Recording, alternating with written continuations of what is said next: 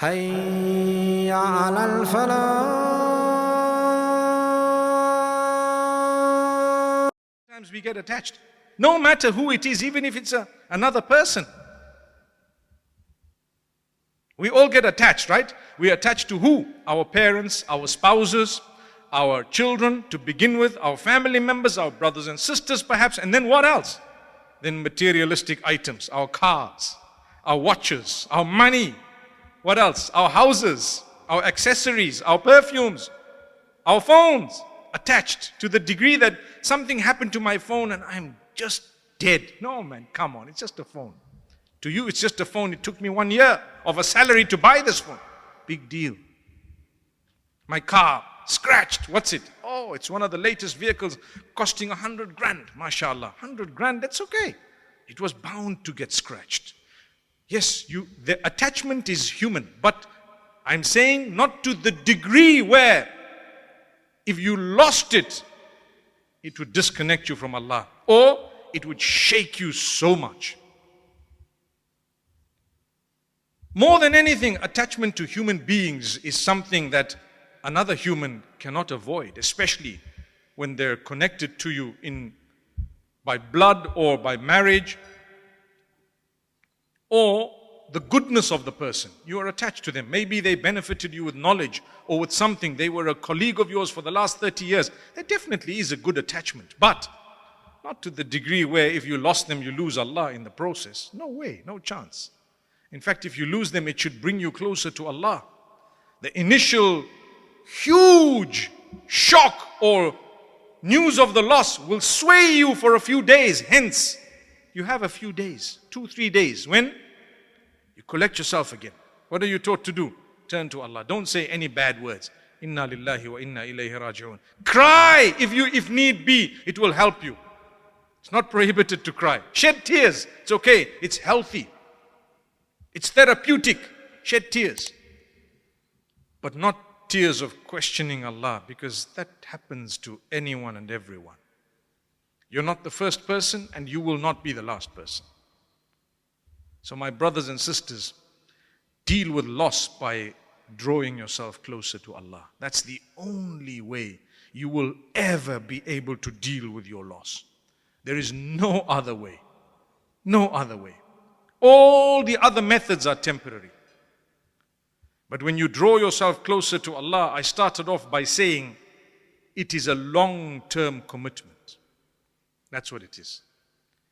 You become such a beautiful soul, and as you grow older, you get closer and closer to Allah. That's amazing.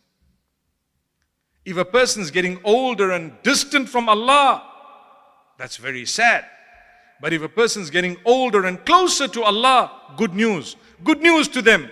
And that's why Allah says, as time passes, we return you to energy levels of that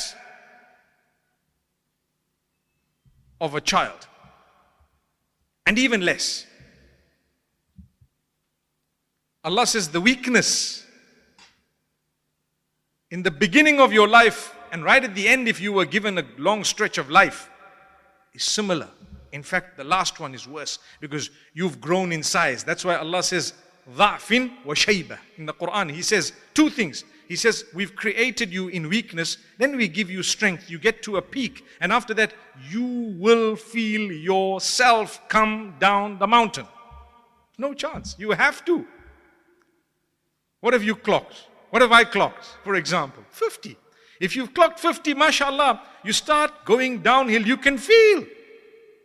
Hey, this hand is numb. You start, why? You're 50. What else? Vision slightly blur. Why? You're 50. Forget 50, you're 40. Nowadays people are unhealthy. Allah saying, manage your food, control your things. You know, I was explaining to some youngsters about food, and I told them, I said, you guys better start controlling your food. Not youngsters, but people in their 30s. And they said, but no, you know, our sustenance is written. Oh, that's a good one. Everyone says, my sustenance is written. MashaAllah, we're sitting here at Saffron and your sustenance is written. So when the munch comes, please munch, MashaAllah. But when I told the guys, I said, you know what? No, you got to control. You got to know what's healthy for you and what's unhealthy. One guy says, no, whatever's halal is healthy. I said, but listen, the quantity of it. The quantity of it. So make sure you know what you're doing. And I just couldn't win with these guys until I thought of something. I said, okay, if you say your sustenance is decreed, I agree, it's decreed. Is it not true that every morsel you're going to put in your mouth is decreed? Yes, it is. So the number of morsels you're going to put in your mouth is written. Do you agree? He says, yes. Well, if you eat only 5 a day, you're going to stretch your life. Do you follow what I just said? Do you follow what I just said? It's just a way of getting to these guys to say, calm down, eat a bit less. Because if Allah's written 5 kilos of red meat for you, and you finish that within a day, khalas, you got to go now. But if that 5 kilos is going to be stretched over 50 years, inshallah you remain. Because اعلم أن نفسا لن تموت حتى تستكمل رزقها. You need to know that a person will never die until every droplet of sustenance written next to their name is dished out to them completely. 1 grain of rice that's written for you is not going to miss you. Before you die, you have to eat it. It has to go in. So now if you look at it from the other angle, perhaps maybe some people might argue and say, well, you know what, everything is written. Yes, it is. I don't deny that. But it doesn't mean that you should be careless in the way you eat. Anyway, my brothers and sisters, I've spoken my time.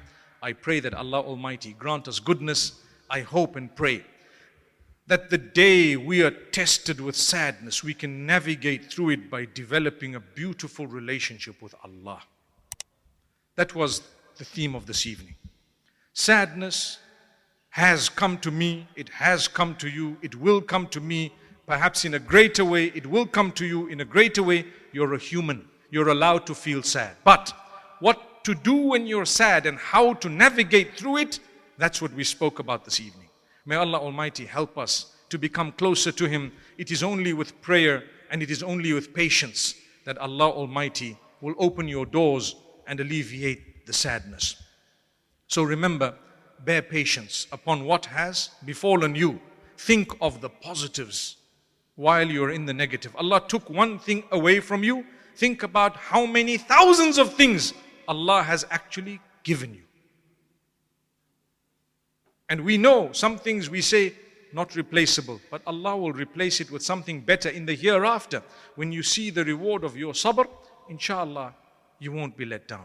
May Allah grant us goodness. أقول قولي هذا وصلى الله وسلم على نبينا محمد. Thank you so much for listening to this short message. I pray that it has increased you in a little bit of motivation and hope, and the same applies to all of us. Jazakumullah khair. Assalamu alaikum wa rahmatullahi wa barakatuh.